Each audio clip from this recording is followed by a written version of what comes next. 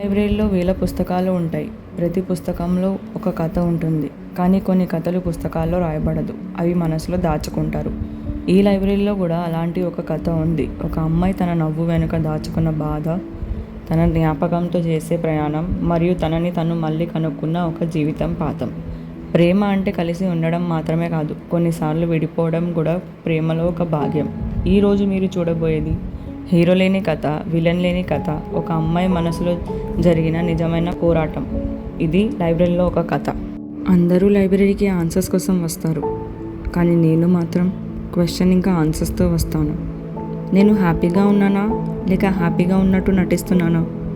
Dear dairy, నేను ఈరోజు కూడా బాగానే ఉన్నాను అని అందరికీ చెప్పాను, కానీ నేను అస్సలు బాగా లేను. ఈ అమ్మాయి జీవితంలో ఒక స్టోరీ ఉంటుంది, బయటకి చెప్పుకోలేని స్టోరీ. నా లైఫ్లో కూడా ఒకరు వచ్చారు, నన్ను మర్చిపోయారు, కానీ నేను మాత్రం వాళ్ళని మర్చిపోలేకపోతున్నాను.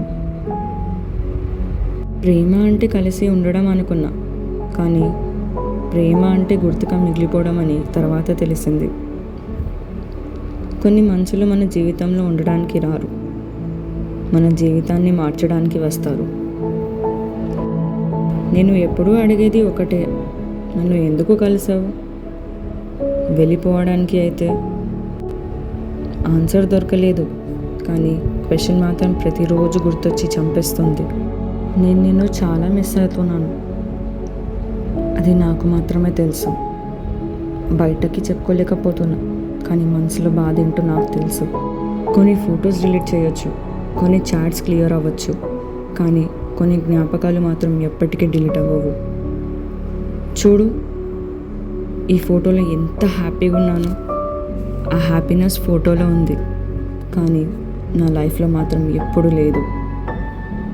ఒకరోజు నువ్వు నా స్టోరీలో ఇంపార్టెంట్ చాప్టర్వి, కానీ ఇప్పుడు ఒక జ్ఞాపకంవి. అది యాక్సెప్ట్ చేయడానికి చాలా టైం పట్టింది. నువ్వు తిరిగి రాకపోయినా పర్లేదు, కానీ నువ్వు వెళ్ళిపోయాక నేను ఒంటరిదాన్ని అయిపోయాను.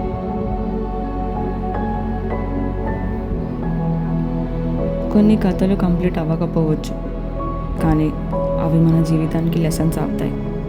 నా స్టోరీలో హీరో లేడు, విలన్ లేడు, ఒక అమ్మాయి ఉంది, తనని తను మళ్ళీ కనుక్కున్న అమ్మాయి. కొన్ని పుస్తకాలు లైబ్రరీలో మిగిలిపోతాయి, కొన్ని జ్ఞాపకాలు మనసులో మిగిలిపోతాయి.